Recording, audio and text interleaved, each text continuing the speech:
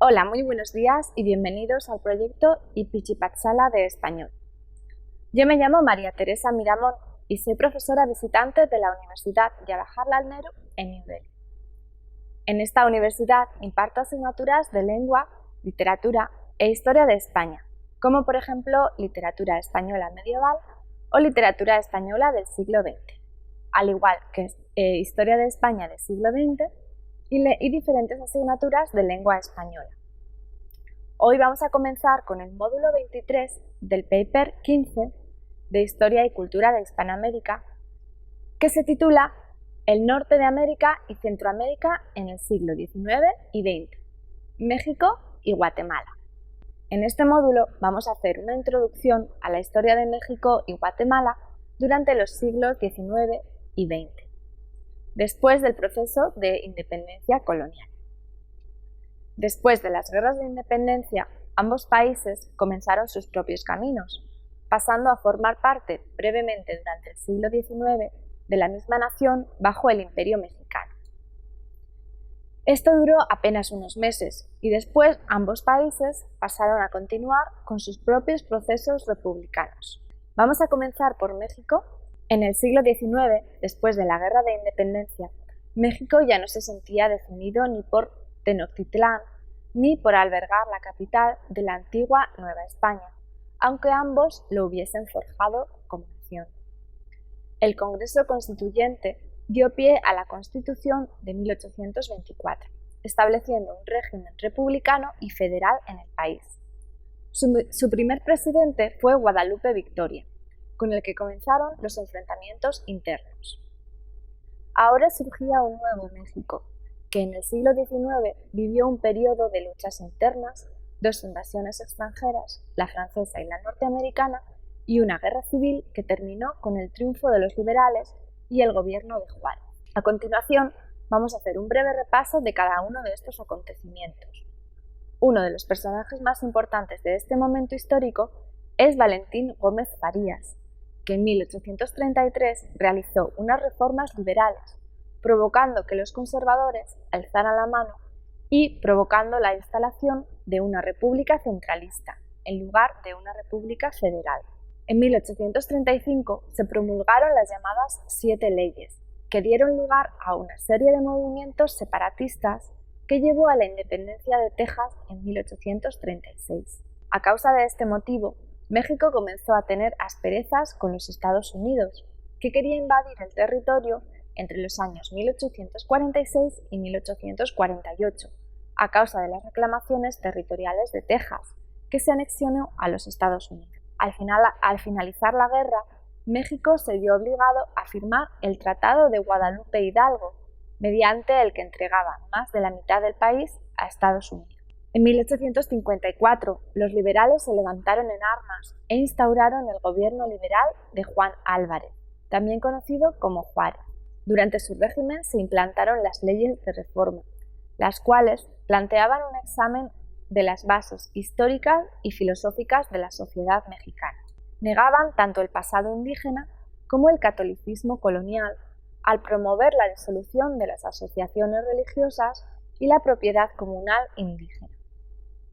También proponían la separación de la Iglesia y el Estado, la desamortización de los bienes eclesiásticos y la libertad de enseñanza, disolviendo las órdenes religiosas que las monopolizaban. Juárez continuó en la presidencia hasta su muerte en 1872. Con las leyes de reforma se concebía a todos los hombres como iguales ante la ley. En 1876, Porfirio Díaz llegó a la presidencia mexicana, dando lugar al llamado Porfiriato. Durante este periodo de tiempo hubo inversiones extranjeras que trajeron prosperidad al país. Organizó el país, pero restauró los privilegios y permitió la prolongación del feudalismo. Estimuló el comercio, construyó ferrocarriles, saldó las deudas de la hacienda pública y creó las primeras industrias modernas, pero abrió sus puertas al capitalismo anglosajón. Promovió el progreso, la ciencia, la industria y el libre comercio. Sus ideales fueron los de la burguesía europea.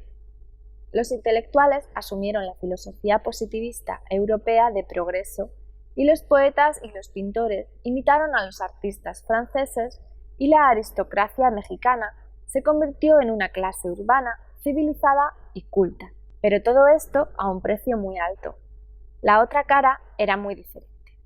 Esa aristocracia estaba llena de terratenientes enriquecidos por la compra de los bienes de la Iglesia o en los negocios públicos del rey. En las haciendas, los campesinos vivían como siervos en una situación similar al periodo colonial. Y con esto pasamos al siglo XX. La imagen de México durante el Porfiriato fue la del acogimiento de ideas, elementos y formas de vida culturales europeas, y no propias mexicanas. El pueblo mexicano no encontraba en la presidencia de Porfirio Díaz una realidad propia, y no estaban representadas ni cubiertas sus necesidades, sino reducidas al mínimo. No había una correspondencia entre forma y realidad, y se produjo en el país una cultura falsa. Se dice que el siglo XX es uno de los más cortos de la historia porque en realidad no comenzó en 1901, sino en 1914, con la Primera Guerra Mundial. Así, la confrontación este-oeste surgió en 1917 con la Revolución Bolchevique, al igual que la oposición capitalista-socialista. Con la Revolución Mexicana, que comenzó en 1910, México trató de reconstituir el rumbo del país con Emilio Zapata a la cabeza, terminar con el régimen feudal y transformar el país industrialmente. Pero carecía de un sistema ideológico inspirado en los que se estaban dando en otras partes del mundo. Aún así, se luchaba para obtener unas mejores condiciones de vida, restitución de las tierras a sus dueños originales, restaurar el calpulli, que era el elemento básico de la organización económica y social indígena, y reintegrar el elemento indígena, ya que se decía que era lo más arraigado y original del país. Porfirio Díaz había convocado elecciones para elegir a su sucesor, de las que salió victoriosa la fórmula compuesta por Madero y José María Pino Suárez, pero Díaz no aceptó el resultado. Y Madero se alzó en armas mediante el Plan de San Luis, al que acudió el mencionado Emiliano Zapata. La renuncia de Porfirio Díaz no se hizo esperar el 24 de mayo de 1911, que salió del país y murió en Francia después.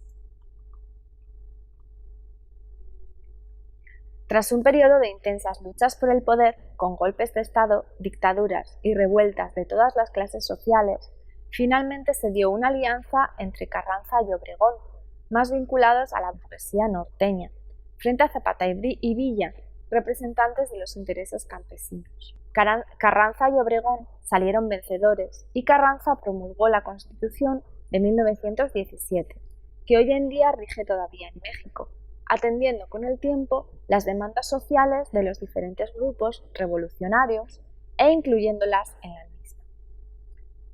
Entre ellas está la jornada laboral de 8 horas, el salario mínimo, un reparto agrario, etc. Zapata y Villa fueron asesinados unos años después, uno en 1919 y otro en 1923. En 1920, Obregón alcanzó el poder y encargó la responsabilidad de la educación del país a José Vasconcelos, fundador de la Educación Moderna de México. Con él colaboraron poetas, pintores, escritores, maestros, arquitectos y músicos. Se instauraron institutos, misiones educativas a zonas apartadas y se impulsaron las artes y las letras en el país. Durante 1934 y 1940, Lázaro Cárdenas ascendió a la presidencia y fue él quien consumó las peticiones revolucionarias. Quería recuperar la riqueza del país, nacionalizando el petróleo, el ferrocarril y otras industrias, aunque no pudo realizarlo a causa de las presiones. Pero sí creó industrias y mejoró la economía y facilitó la creación de una nueva clase obrera y burguesa, impulsando también la cultura y la educación. Su régimen comenzó con un gran impulso radical que se vio moderado al final de su mandato a causa de la crisis económica. Su sucesor fue Manuel Ávila Carnacho, que frenó el reparto agrario y se concilió más con la naciente clase burguesa industrial. En 1942 se unió al bando de los aliados en la Segunda Guerra Mundial. Desde entonces hasta 1971 aproximadamente, se sucedieron una serie de presidentes en una época conocida como desarrollo estabilizador, que llegó a su fin en la fecha mencionada a causa de la devaluación del dólar y los problemas petroleros. Un poco antes, en 1968, millones de campesinos pobres realizaron tumultos y protestas. Revelaron otro México, el de los trabajadores pobres o desempleados que emigraban cada año a los Estados Unidos como braceros, buscando una vida mejor, arriesgando sus propias vidas. Ni las tierras de cultivo ni las nuevas industrias habían crecido tanto para dar trabajo a toda esa cantidad de población, condenada a la marginación por falta de fuentes de trabajo y recursos naturales. Ni las tierras de cultivo ni las nuevas industrias habían crecido tanto para dar trabajo a toda esa cantidad de población, condenada a la marginación por falta de fuentes de trabajo y recursos naturales. Bajo el gobierno de José López Portillo, se realizó una política de explotación petrolera en el yacimiento del complejo Cantarell, del cual se extrae hasta la fecha gran parte del hidrocarburo mexicano, que aporta 40 centavos por cada peso del presupuesto nacional. El gran boom del petróleo derivó en una gran crisis económica y la nacionalización bancaria. Después de esto vino el periodo del neoliberalismo, con Miguel de la Madrid, Carlos Salinas y Ernesto Zedillo. Privatizaron más de 750 empresas gubernamentales a manos nacionales y extranjeras. Con la entrada del siglo XXI, México comenzó con una alternancia política con la victoria de la unión de la Alianza por el Cambio, de los partidos Acción Nacional y Verde Ecologista de México. Estos derrotaron al partido PRI, el Partido Revolucionario Institucional, y Vicente Fox fue elegido como presidente. Felipe Calderón lo sucedió en el 2006, que comenzó con una política de mano dura contra el crimen organizado y el narcotráfico, iniciando la guerra contra el narcotráfico.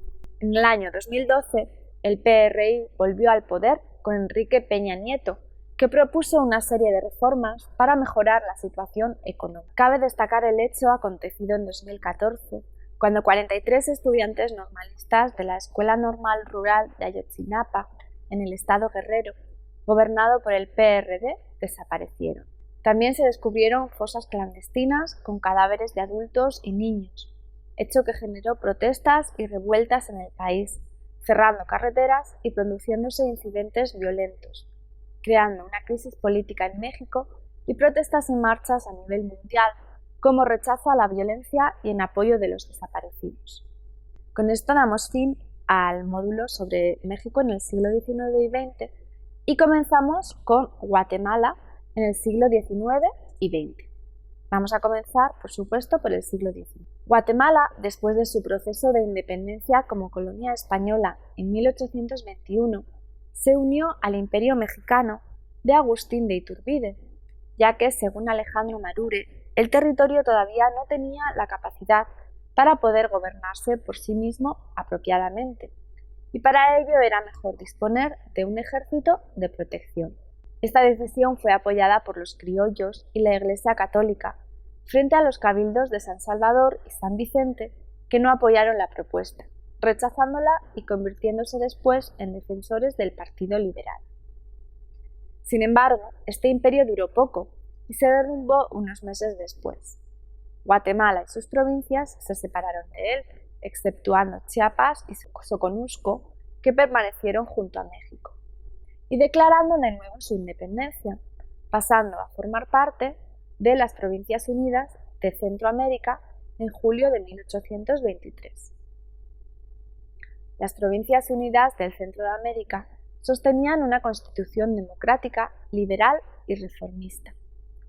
A pesar de esto, los más conservadores seguían sin aceptar los cambios, ya que no querían ver peligrar su poder económico y social, y desde un principio hubo inestabilidad y desigualdad en las diversas regiones. El guatemalteco Rafael Carrera y Turcios fue uno de los impulsores de la rebelión contra el gobierno federal y la ruptura de la Unión en 1839. Esto lo podemos ver también en el módulo siguiente, en el módulo 24.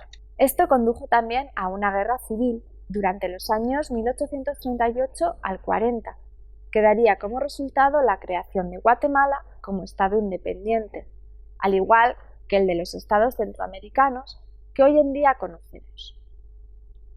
Durante unos años después de la guerra civil, el país atravesó unos años muy activos políticamente. En 1847 se proclamó como república soberana e independiente, y Guatemala comenzó a realizar acciones como un Estado soberano. Carrera, como uno de los artífices de la ruptura de la Unión, acabó gobernando el país bajo una presidencia vitalicia de carácter dictatorial, desde 1851 hasta 1865, con apoyo de los conservadores, los grandes latifundios y la Iglesia. Los liberales, por su parte, lo acusaban de analfabeto.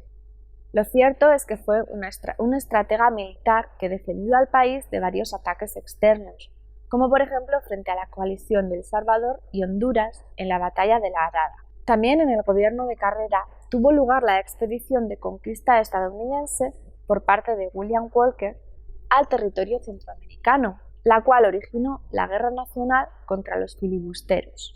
Los Estados Unidos habían reconocido el gobierno nicaragüense de William Walker frente a la oposición de todos los gobiernos conservadores de Centroamérica, que respondieron mandando ejércitos para derrocar al filibustero. En 1856, todavía Estados Unidos no eran todavía una potencia mundial y tenían problemas internos que derivarían en una guerra civil. Asimismo, entre sus últimos años de gobierno, se dio la guerra de 1863 entre Guatemala y El Salvador. En 1871 se produjo una reforma liberal bajo el liderazgo de Justo Rufino Barrios, junto a otros intelectuales liberales, con el objetivo de hacer cambios en el país, mejorar el comercio, crear nuevas formas de cultivo y artesanía. Durante esta época, el café se convirtió en una de las piezas de cultivo más importantes para el país. Los gobiernos liberales también expropiaron las tierras de pueblos indígenas para recompensar a los militares que habían colaborado con la Revolución Liberal, instituyéndose un programa de rotaciones de los indígenas entre las propiedades de los nuevos latifundistas. También comenzó un periodo de inmigración alemana, cuyo dinero ayudó a crear los latifundios neocoloniales en Guatemala y convirtiendo al país en una semicolonia del imperialismo alemán a finales del siglo XIX. Por otra parte, Barrios tenía ambiciones de reunificar América Central y llevó al país a la guerra en un intento fallido de alcanzar este fin. Para ello había cedido a México las zonas del Soconusco y Chiapas y fue a la guerra contra El Salvador, falleciendo así en la batalla de Chalchuapa en 1885. Comenzaría así una larga lista de presidentes de Guatemala que serían dictadores. Y con esto vamos a continuar y vamos a pasar al siglo XX. Durante la larga presidencia dictatorial de Manuel Estrada Cabrera, de 1898 a 1920, en 1901, la United Fruit Company, UFCO, empezó a tomar fuerza en el país. Esta compañía era una firma comercial multinacional estadounidense que se fundó en 1899 y que producía y comercializaba frutas tropicales cultivadas en América Latina, y que se convirtió en una fuerza política y económica determinante en muchos países de dicha región durante el siglo XX. Tras su quiebra en la década de 1970, se reorganizó como Chiquita Brands International. Tanta fuerza tenía que en ocasiones el gobierno se veía subordinado a los intereses de la misma, una de las más importantes de Centroamérica. Parece ser que tenía tanto poder que podía dominar a los gobiernos con la ayuda de Estados Unidos. También la compañía colaboraba con el país construyendo escuelas, pero al mismo tiempo obstaculizaba el comercio local, como por ejemplo oponiéndose a la construcción y mejora de carreteras, ya que eso podría poner trabas a su monopolio del ferrocarril. La UFCO controlaba más del 40% de la tierra del país y las instalaciones del puerto. Esta situación se mantendría hasta 1944. En este año, algunos militares disidentes, estudiantes y profesionales liberales, conocidos como los Revolucionarios de Octubre, derrocaron al gobierno de Federico Ponce Báidez, sustituyéndolo por una junta que poco después convocó elecciones libres. Juan José Arévalo Bermejo, escritor exiliado en Argentina, ganó las nuevas elecciones y se convirtió en el primer presidente socialista elegido en Guatemala. Fue muy criticado por la clase alta y los terratenientes, que lo tenían como comunista. Entre las nuevas medidas del nuevo presidente estaban mejorar el Código del Trabajo, la seguridad social y la economía, entre otras. Estas fueron continuadas por su sucesor, Jacobo Arbenz Guzmán, ganador de las elecciones siguientes. Arbenz quería realizar una reforma agraria para aumentar la producción de las tierras y el nivel de vida de los campesinos. Proponía la expropiación de las tierras improductivas y sucesión en usufructo a los campesinos, realizando grandes expropiaciones a la United Fruit Company. Esta buscó la ayuda del presidente Eisenhower y expuso que el presidente guatemalteco había legalizado el Partido Guatemalteco del Trabajo. En 1952 se le presentó como un comunista peligroso y la CIA inició un movimiento paramilitar, el Movimiento de Liberación, que ingresó a Guatemala desde la República de Honduras y dio un golpe de Estado en 1954, derrocando a Arbenz, quien huyó exiliado a Cuba, El Salvador y finalmente a México, donde murió. Consumado el golpe, asumió la jefatura del Estado el coronel Carlos Castillo Armas. En 1958, el político y militar Miguel Ydígoras, un ferviente anticomunista y enemigo político de los gobiernos progresistas, llegó al poder tras fundar el Partido Redención y contar con el apoyo de los sectores derechistas del ejército. Sin embargo, este gobierno, liderado por el general Miguel Ydígoras Fuentes, fue una de las peores administraciones de la historia del país, que sufrió los resultados de los errores económicos y corrupción por parte del gobierno. Justo después de la instalación de Ydígoras en el gobierno, varias revueltas populares rompieron la ciudad de Guatemala y el ejército y la policía mostró una brutal represión. En varias ocasiones el gobierno trató de desviar la atención pública de los problemas económicos y corrupción a través de otros problemas, instigando al nacionalismo por medio de ataques reales o imaginarios del exterior. Finalmente, un grupo de oficiales militares menores se levantó en armas en 1960. Al no tener éxito, muchos de ellos huyeron a Cuba y allí hicieron amistades importantes. Este grupo se convirtió en el núcleo de las Fuerzas Armadas insurgentes que lucharían contra el gobierno militar durante los 36 años siguientes. 4 grupos guerrilleros de izquierda: el Ejército Guerrillero de los Pobres, la Organización Revolucionaria del Pueblo en Armas, las Fuerzas Armadas Rebeldes y el Partido Guatemalteco del Trabajo. Estos grupos realizaron una serie de ataques económicos, tomando como objetivo al gobierno y los miembros de las fuerzas de seguridad estatal.